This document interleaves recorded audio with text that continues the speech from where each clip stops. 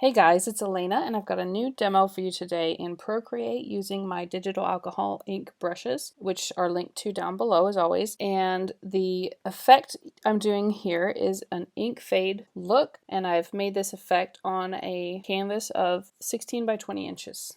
So to start out this look, I'm choosing some colors from my Copic YG color palette, which is included in the brush set. And I'm using the flat inker brush, and I'm choosing a green and a turquoise and a yellow to just put some blobs of color down on the canvas. And by lifting the pencil and then going back over the area multiple times, you can make it go darker. So now I am selecting the Liquify Blender brush, which is probably the most important brush for this whole look. And I'm starting out on the blob areas and just pulling it outward. And this video is actually going at 2 times the regular speed. I've sped it up just so that you guys don't have to get bored watching how slow I go. But right here I'm just slowing it down to the 1 time speed. This is the actual speed, just to show you how slow I'm going, because it's really important not to take it too quick with this brush. Just slow and deliberate is the best way. And it's meant to sort of make it look like it's fading outwards, as if you've put isopropyl alcohol onto, or blender solution onto, these ink blobs, and you're blowing it out with a hairdryer or a airbrush or something of that type. So it sort of drags it all outwards and blends it in a liquify kind of look without having to use the liquify tool. And I'm just going over the area multiple times to see what kind of interesting effects I can get. So now I've chosen the Drip Bleed brush, and I'm going to add some drips. So this one, it fades out at the end of the brush stroke, so just pull it from where you want the drips to be, and then depending on how fast you go with the brush, it'll have sort of a drippy effect at the end of it. And this is something that happens with real alcohol ink as well.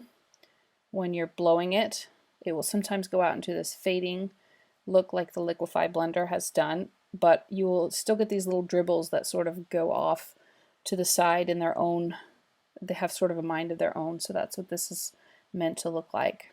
So I'm just adding these little drips as wherever it seems like they look best.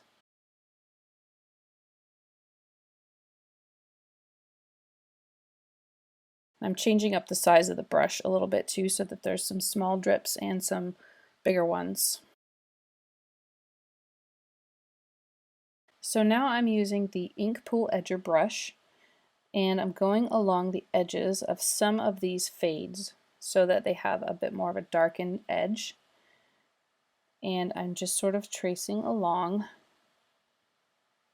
to make it look a bit darker, because again, that's just something that regular alcohol ink does. It'll be a bit darker on the edges. That's a really classic way that it can behave.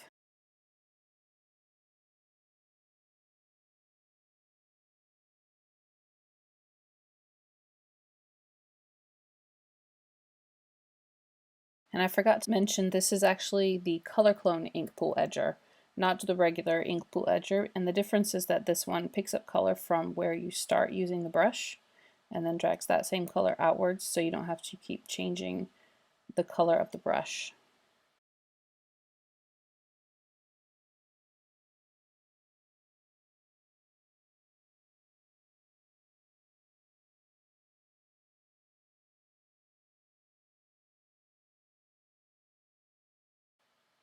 I'm really having trouble with the screen today, trying to get it to move around.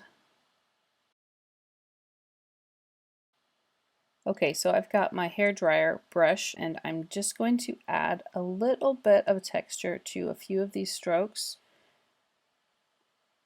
by pulling outward from the color. And then I've actually I'll take it in from the blank white area and then pull that over top as well, so that it doesn't get muddy. It just has a lot of interesting texture. So I'm adding a little bit over on each of these areas, but not a whole lot. And now I'm choosing the spray blender and doing, again, adding some texture. I like to use this one on the white areas, to splash up onto the color areas. So that's what the main technique that I'm using with this brush today. This brush is very pressure sensitive, so you can get a lot of different effects with it. So now I'm choosing the circle dropper and adding a couple of circles. Just as if I had dropped ink in this spot and it crept outward into one of those beautiful, perfect circles like alcohol ink does. So now I'm going to do the metallics, and I'm going to add a new layer and selecting one of the golds from the included metallics palette. And I'm going to start out with the ultra fine glitter and add some really small glitter areas to the dark spots in the middle of these ink blobs and drag them outward just a little bit as well.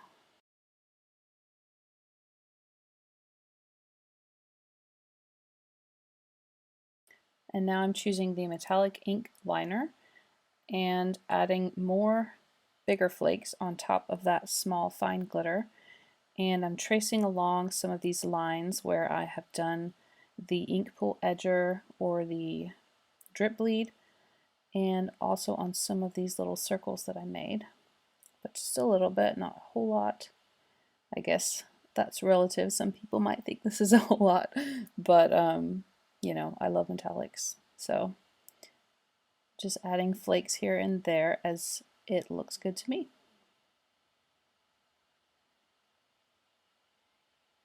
And this is always kind of the final step.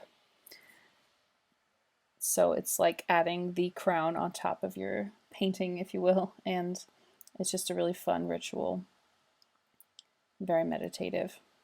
But that's pretty much the end of the piece, so I hope that you enjoyed it, and let me know if you have any questions.